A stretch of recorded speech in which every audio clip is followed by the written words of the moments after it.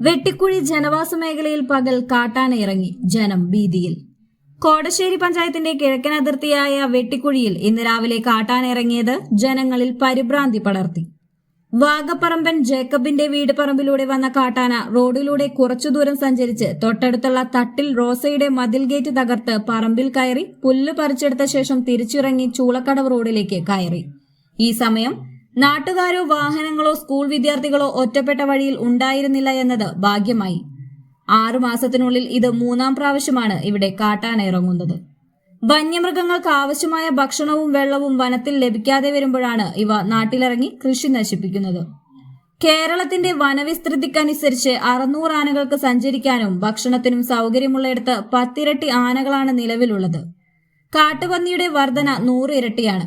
വിദേശ രാജ്യങ്ങളിൽ അധികരിച്ചുണ്ടാകുന്ന വന്യമൃഗങ്ങളെ ഉന്മൂലനം ചെയ്യുവാൻ നിയമമുണ്ടായിരിക്കെ നിയമം ഇവിടെയും കൊണ്ടുവരണമെന്നാണ് മലയോര കർഷക ജനത ആവശ്യപ്പെടുന്നത്.